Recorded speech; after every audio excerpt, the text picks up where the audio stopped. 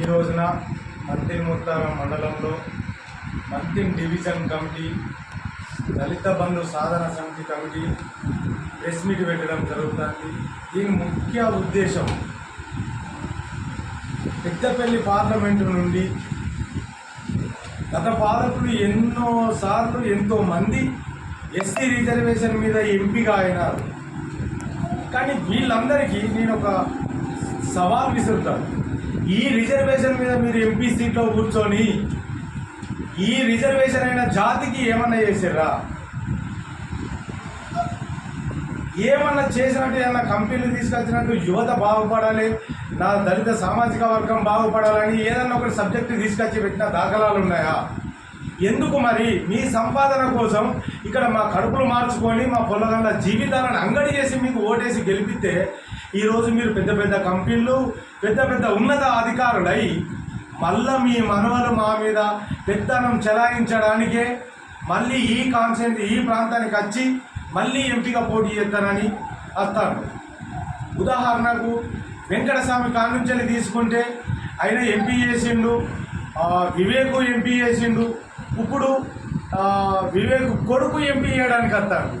ఎందుకయ్యా మీరు చేసిన ఇక్కడ అభివృద్ధి ఏది? ఈ ప్రాంతంలో ఎందుకు ఫ్యాక్టరీలు పెట్టలే? ఎందుకు కొన్ని ప్రైవేటు వ్యవస్థలు తీసుకొచ్చి కంపెనీలు పెట్టలే? మన దళిత సామాజిక వర్గం గరీబుల నుంచి వెళ్ళి ఎంతోమంది జాబ్ చేసుకొని బతుకుతున్నారు కదా. మీరు ఇప్పుడు ఇంకా ఏం చేస్తారని వస్తాను? ఏమన్నంటే మీ స్వార్థ రాజకీయాల కొరకు, మీ డబ్బులు కాపాడడం కొరకు ఇక్కడికి వచ్చి దళితుల మీద ఉన్న రిజర్వేషన్ సీటు దొబ్బి మీరు ఎంపీ అయి మీ ఆస్తులను కాపాడుకోవడానికి తప్పించి దళితులను ఎదుగుదలకు తీసుకొస్తానన్న ఆలోచనతోటి మాత్రం మీరు అత్తలేరు. కాబట్టి ఈ దళిత సామాజిక వర్గంలో దళిత బంధు మంతిని దళిత బంధు సాధన సమితి కమిటీ ప్రతి మండలానికి ప్రతి గడపకు తిరిగి మీరు చేసిన అన్యాయాలను ఎండగట్టి ఖచ్చితంగా కొప్పుల ఈశ్వరన్నకు ఓటు వేయించుకుంటాం. మంతిని డివిజన్ దళిత బంధు సాధన సమితి కమిటీ పూర్తిగా సంపూర్ణ మీరు చేసిన వివరణ మొత్తం గడపకు తిరిగి వివరిస్తాం. అయ్యా మీరు మీ ఇంట్లోనే ఇద్దరు ఎమ్మెల్యేలు ఉన్నారు, మళ్ళీ మీకు ఎంపీ పదవి అవసరమా? మా దళిత జాతులు లేరా? మరి ఆ ఎంపీ పదవికి మా దళిత జాతులు ఉన్న అర్హులు కారా? మేము మాట్లాడలేమా? మేము ఉన్నతమైన స్థితికి రావద్దా? ఎందుకు మీ తాత కాలం నుంచే ఇచ్చుకుంటేనే ఆస్తులు, మీ ఆస్తులు ఎదుగుతానే కానీ మీ మాటలు కోటలు తాడుతానే కానీ మా దళితుల అభివృద్ధి మాత్రం ఈ సమంగా కనిపించలేదు. కాబట్టి గత ముఖ్యమంత్రి అయిన మాజీ సీఎం కేసీఆర్ గారు సబ్బండ వర్గాలకు అన్ని జాతులను అనుకూలంగా చేసిండు. రైతులను మాత్రం కంటికి రెప్పలా పెట్టుకొని 10 సంవత్సరాలు కాపాడిండు. రైతుకు ఏమి జరిగినా కానీ ఎలాంటి హాని జరిగినా కానీ మంచి ఇంత బ్యాక్ పుషింగ్ నష్టతాటు చేసిండు. ఈరోజు చూసుకుంటే 15 సంవత్సరాల ఆమల చూసిన సిచ్యువేషన్ ఈరోజు కనిపిస్తుంది. కాంగ్రెస్ ప్రభుత్వం ఏర్పడినాక 5 నెలలకే పొలాలు ఎండబెట్టుకోవడం, పొలాలు గాలబెట్టుకోవడం, పొలాలలో బర్రు తోలుకోవడం. ముఖ్యంగా ఒకటే ఉద్దేశం మాట్లాడుతున్నా, దళిత జాతి మీద ఎంత చిన్న చూపు ఉన్నదో రేవంత్ రెడ్డి గారికి. డాక్టర్ బిఆర్ అంబేద్కర్ ప్రపంచంలోనే ఎత్తైన అంబేద్కర్ మన హైదరాబాద్లో కట్టించిండు సీఎం కేసీఆర్ గారు. ఆయనకు ఒక చిన్న గులాబీ పువ్వన్న పెట్టలే. దీన్ని బట్టి నా దళిత జాతి ఒకసారి ఆలోచించాలి. మీరు ఏ పార్టీలో ఉన్నా కానీ మనల్ని ఎక్కడ అనగదొక్కుతారు, మనల్ని ఎందుకు ఈ స్థానంలో ఉంచుతారని ఖచ్చితంగా నా దళిత సోదరుడు ఆలోచించి గత మాజీ సీఎం అయిన కొప్పుల ఈశ్వరన్న, మాజీ సీఎం అయిన కేసీఆర్ గారికి, ఇక్కడ ఎంపీగా పోటీ చేస్తున్న కొప్పుల ఈశ్వరన్న గారికి మన పూర్తి మద్దతు ఇచ్చి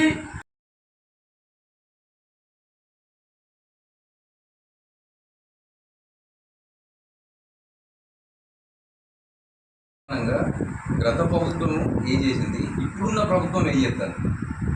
ఒక ఉదాహరణ తీసుకుందాము.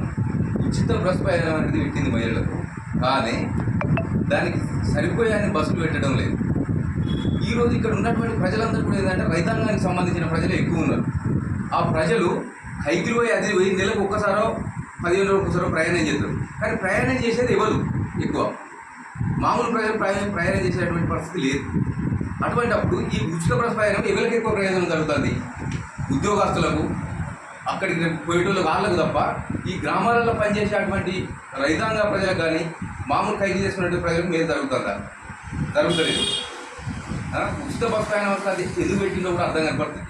ఖమ్మమున మహిళలు టీచర్లందరికీ ఉచిత బస్ ప్రయాణం తీసేయమని చెప్పింది. ఒక ధర్నా కూడా చేయడం జరిగింది టీచర్లందరూ. కానీ దీంతో ఏలాంటి ప్రయోజనం ఉన్నది? లేదు. మాయమాటలు చెప్పి ప్రభుత్వము, కాంగ్రెస్ ప్రభుత్వము ఓట్లు వేయించుకొని గెలిచింది, కానీ ఆచరణలో మాత్రం ఆ వాస్తవాలు ఏంటో చూపించడం లేదు, చూపిస్తలేరు కూడా. కళ్యాణ లక్ష్మి అని పెట్టిండ్రు, తులం బంగారం అన్నారు. ఆ తులం బంగారం ఎవరికి వచ్చింది? కళ్యాణ లక్ష్మి వచ్చిందా? ఇప్పటివరకు రాలేదు. గత ప్రభుత్వం రైతులకు ప్రతి పంట కూడా ఇంతనే వేసిండ్రు, ఆ వాస్తవానికి వాస్తవంగా వచ్చినాయి. కానీ ఇప్పుడు 5 నెలలు అవుతుంది. వచ్చినాయా? ఎంతమందికి వచ్చినాయి? అంతే. ఉచిత గ్యాస్ పెట్టిండ్రు, ఆ గ్యాస్ లోపల 500 సిలిండర్ అన్నాడు. ఆ సిలిండర్లు ఎంతమందికి వస్తున్నాయి? అసలు ఎంతమందికి వస్తున్నాయి? అత్తలేవు, పూర్తి స్థాయిలో అత్తలేవు. కళ్యాణ లక్ష్మి అనేది కూడా ప్రజలకు అందుతలేదు. ఒకటి అభయస్థం కింద 12 లక్షలని దళితులను మోసం చేసి దళితులు గెలిచింది, కానీ ఇప్పటివరకు ఆ మాటే లేదు అసలు. అది లేదు. అంటే ఇక్కడ ఉన్నటువంటి ప్రజలు కూడా తత్వికంగా ఆలోచించి ఎవరి కోట వేయాలి, ఏంటిది, గత ప్రభుత్వం ఏం చేసింది, ఇప్పుడున్న ప్రభుత్వాలు ఏం చేస్తాయి, మేలేంది అనేది చూడాలి. పంటలు అనేవి మనం కళ్ళతో చూసినా ఎండిపోగా ఇప్పటి వరకు 10 సంవత్సరాల లోపల ఆ చరిత్ర లేదు. ఇప్పుడు స్టార్ట్ అయింది అది. ఇప్పుడు కాళేశ్వరం ప్రాజెక్టులో ఏదో బొంగబడ్డదని తెలిసిన తర్వాత దాన్ని ఆ వాటర్ను మీదికి కొట్టి రైతులకు నీళ్ళు అందియాలి. కానీ అవి వదిలిపెట్టడంతో అండర్ గ్రౌండ్ వాటర్ అనేది తగ్గిపోవడం ఏంటంటే పాపం రైతులు పంటలన్నీ నష్టపోయింది. ఇటువంటి ప్రభుత్వము ఇది ఉండుడా తీసేసుడా ప్రభుత్వాలు తన మేము వాగ్దానాలు చేసినటువంటి 6 గ్యారంటీలను అమలు కరెక్ట్ చేయడం లేదు. ఇక్కడ ఉన్న ప్రజలందరూ కూడా ఆలోచించి కారు గుర్తు కొట్టేసి కొప్పులీశ్వరాన్ని గెలిపిస్తేనే మళ్ళీ మనకు న్యాయం జరుగుతుంది అని కోరుకుంటూ జైలు. 2 లక్షల రూపాయలు మేము ఇస్తామని చెప్పి వాళ్ళు వేదికల మీద చెప్పడం జరిగింది. చెప్పడానికే సరిపోయింది తప్ప దాని మీద ఎలాంటి కార్యాచరణ ఇంతవరకు చేయలేదు. మరి ఈ విషయమై మేము ఫిబ్రవరి మాసంలోనే ప్రభుత్వం ఏర్పడిన కొత్తలు కాకుండా ఫిబ్రవరి మాసంలో మరి ముఖ్యమంత్రి నుంచి మంత్రులు, ఎమ్మెల్యేలు, ఆర్డీఓలకు, ఎంపీడీఓలకు వినతి పత్రం వచ్చిన, అయ్యా మమ్మల్ని దళితులుగా చూడండి, ఈ పార్టీకో ఆ పార్టీకో ఆపాదించకుండా దళితులు ఆర్థికంగా ఎదగాలనే ఉద్దేశంతో గత ప్రభుత్వం ఈ స్కీమ్ తీసుకురావడం జరిగింది. ఈ స్కీమ్ నిరంతరం కొనసాగించాలని చెప్పి వారికి మంత్రులకు వినతి పత్రం ఇవ్వడం జరిగింది. దాని మీద మంత్రులు సానుకూలంగా స్పందించి దీన్ని మంత్రివర్గ సమావేశంలో చర్చించిన తర్వాత మేము ఒక నిర్ణయం తీసుకుంటామని చెప్పారు. మరి ప్రభుత్వం ఏర్పడి 5 నెలలు గడిచినా కూడా ప్రభుత్వానికి చీపట్టినట్లేదు. అంటే ఈ దళితుల మీద చిన్న చూపు తప్ప వేరే ఉద్దేశం లేదు. ఎందుకు చిన్న చూపు చూస్తున్నాం అంటే దానికి ఉదాహరణే మరి ప్రభుత్వంలో ఇంతవరకు ఎస్సీ సంక్షేమ శాఖ మంత్రిని కేటాయించాలంటే ఈ దళితుల మీద వాళ్ళకి ఎంత ప్రేమ ఆప్యాయత ఉండదో. మరి పేరుకు మాత్రమే మాది ప్రజా పరిపాలన, పేదల ప్రభుత్వం, మరి ముఖ్యంగా ఎస్సీలను హక్కులు నేర్చుకునే ప్రభుత్వం ఏదంటే అది కాంగ్రెస్ ప్రభుత్వం అని చెప్పి వేదికల మీద గొప్పలు చెప్పుకున్నాం తప్ప ఆచరణలో మాత్రం అది కనిపించలేదు. కావున ఇప్పటికైనా మీరు కన్ను తెరిచి ఈ 10 వేదికల మీద మరి మేము 6 గ్యారెంటీలు 13 హామీలతో పాటు మరి రైతులకు 2 లక్షల రుణమాఫీ చేస్తామని చెప్పి మీరు వేదికల మీద చెప్తున్నారు, మీ మంత్రులు, మీరు ఎమ్మెల్యేలు ప్రచారం పడినా. కానీ దళిత బంధు స్కీమ్ను అభయస్థం పేరు మార్చి మరి దళితుల లబ్ధిదారులకు మేము 12 లక్షల రూపాయలతో ఏ ఒక్క వేదిక మీద మీరు చెప్తలేరంటే మా దళితుల మీద మీకు ప్రేమ లేదని నాకు అర్థమైపోయింది. మరి మొన్న రామగుండం రోడ్ షోలో కూడా మాజీ ముఖ్యమంత్రి కేసీఆర్ గారు మరి 1,30,000 కుటుంబాలకు నేనున్నాను, మిమ్మల్ని ఆదుకుండా ఏ ప్రభుత్వం వచ్చినా స్వాతంత్రం వచ్చి నేను కలిసి మిమ్మల్ని ఎవరు కూడా ఆదుకోలేదు, నేనున్నా, మీకు అంతర్గా నేనున్నా, మీ తరఫున అవసరమైతే అంబేద్కర్ సాక్షిగా నేను దీక్ష కూర్చుంటా అని చెప్పి మాకు హామీ ఇచ్చి చాలా సంతోషం అనిపించింది.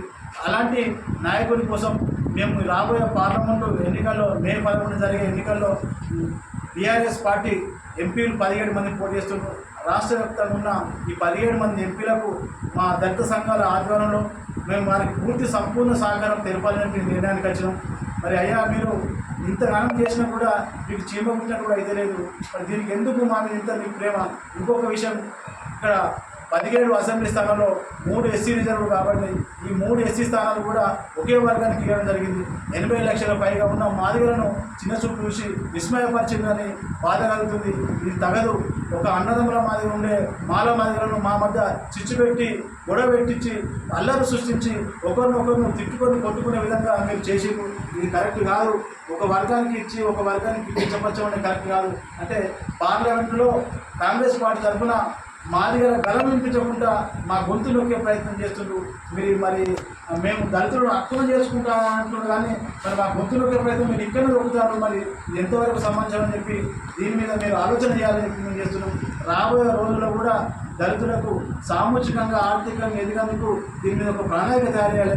ఎస్సీ సబ్కాన్ ఇంతవరకు దాని మీద ఒక ప్రణాళిక లేదు, దాని మీద ఒక రివ్యూ మీటింగ్ లేదు, మరి దాని మీద నిధులు కేటాయించింది, మరి ఎటు పోతున్నాయి ఎటు వస్తున్నాయి అంటే ఏది కూడా లేదు. కాబట్టి మా సంపూర్ణ సహకారం ఇక్కడ పెద్దపల్లి పార్లమెంట్ నుంచి పోటీ చేస్తున్న బొప్పులేశ్వర్ గారికి మా దళిత సంఘాలు అందరం కూడా వారికి సపోర్ట్ చేయాలని చెప్పి ఈ సందర్భంగా తెలియజేసుకుంటూ జై భీమ్.